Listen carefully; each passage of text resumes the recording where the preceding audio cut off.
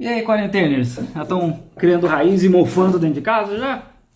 Preparado já para ficar enfiado em casa até 2022, pelo jeito? Hoje eu vou falar um pouco sobre outro país que não é a China. E eu vou tentar traçar um paralelo com o Brasil. Eu vou falar sobre o Vietnã e a abordagem deles com relação ao coronavírus. O Vietnã é um país aqui do sul da Ásia, que faz fronteira com a China. É um país muito legal, eu acho que é o meu país favorito aqui. As pessoas são muito amigáveis, é muito bonito e a comida é muito boa. Eles têm hoje, dia 16 de abril, 268 casos e nenhuma morte. Apesar de ter voo direto de Wuhan, divisa terrestre com a China, ninguém morreu, menos de 300 casos. Então, como que eles fizeram isso sendo um país de 95 milhões de habitantes e tão próximo do foco do coronavírus, né? O Vietnã começou a se preparar lá em 2003, quando eles tiveram a epidemia de SARS aqui na Ásia. Teve casos de SARS lá, inclusive o Vietnã foi o primeiro país a ser liberado pela Organização Mundial de Saúde quando a SARS aconteceu. Então eles já tinham protocolos e planos para caso isso acontecesse. Mas assim que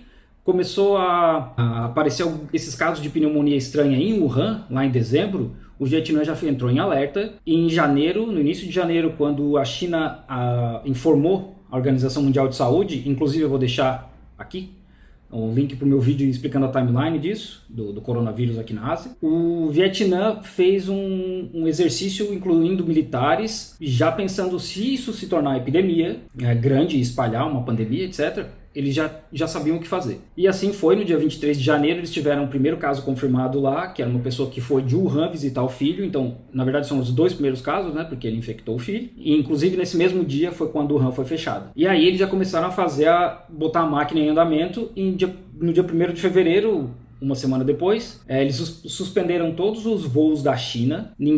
Na verdade, ninguém da China podia ir para lá, eles fecharam a fronteira também. Inclusive eu, que sou estrangeiro, pelo fato de eu estar na China, não podia mais ir para o Vietnã. E eles já mantiveram as escolas fechadas, que vinham fechadas do Ano Novo Lunar, que muita gente chama de Ano Novo Chinês. Inclusive, Ano Novo Lunar é quando teve a ofensiva do Tet na Guerra do Vietnã, que não foi os Estados Unidos quem venceu, foi o Vietnã. E aí já no dia 12 de fevereiro, eles fecharam uma província próximo de Hanoi, que é no norte do país, que eu vou deixar no mapa aqui, mostrar onde é, que era um foco de contaminação. Então eles fecharam todo mundo lá e mantiveram as pessoas se movimentando o mínimo possível para que o vírus também não se movimentasse. E assim ficou por 21 dias. Já no dia 25 de março, eles proibiram qualquer voo internacional, cancelaram muitos voos nacionais e qualquer viagem longa de ônibus pelo país todo, justamente para reduzir a circulação de pessoas e assim reduzir a circulação do vírus e a chance de alguém se contaminar. E nesse meio tempo, qualquer um que entrasse no Vietnã ia para uma quarentena de 14 dias obrigatória. Teste como era feito na China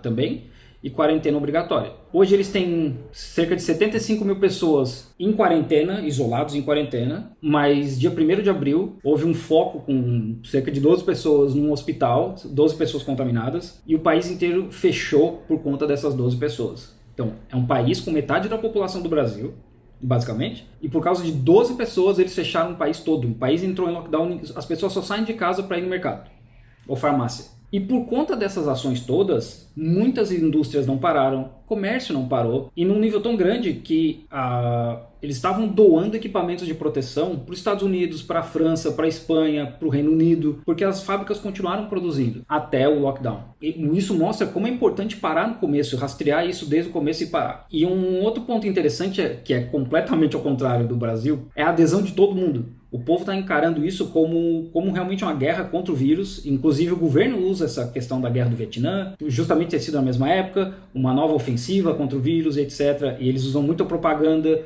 O governo do Vietnã é um governo comunista, assim como é aqui na China. Então eles usam muito a questão da propaganda para colocar o povo lutando contra isso. Existe um pouco mais de liberdade com relação à informação lá, e o fato das pessoas terem abraçado isso é muito importante porque elas evitam de sair, evitam de ficar fazendo protesto para abrir comércio e protestar para acabar a quarentena, esse tipo de coisa, né? Eles sabiam que o Vietnã é um país pobre, não tem condições de fazer o que a Coreia do Sul, a Alemanha, a Nova Zelândia fazem, especificamente a Coreia do Sul e a Alemanha, que é testar todo mundo. Então, porque são países ricos, eles têm condições de produzir muito teste. Então os caras sabem, a gente tem que ter uma abordagem diferente, que foi fechar todo mundo. Tá doente, fecha todo mundo. Inclusive, na Alemanha, por exemplo, eles testam só até o segundo nível da pessoa contaminada. Por exemplo, eu contamino a minha mãe e a minha mãe contamina a minha tia, por exemplo.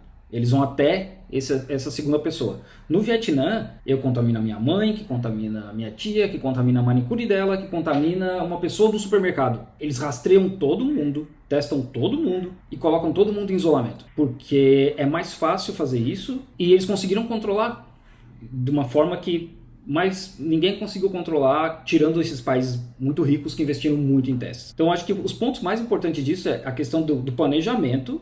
Eles já tinham um plano, já tinham um protocolo. Assim que os primeiros sinais apareceram, eles começaram a agir. E eles estão agindo até agora.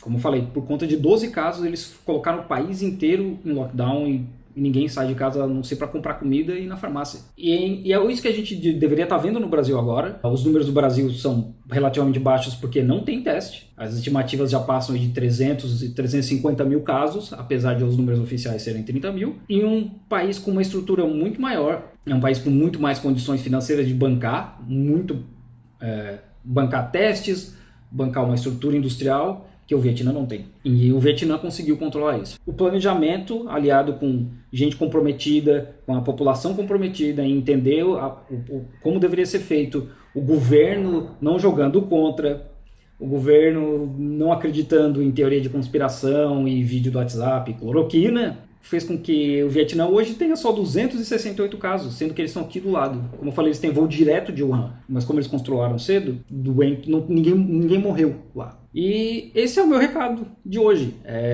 Infelizmente, a gente poderia ter agido mais cedo, ter controlado as coisas mais cedo.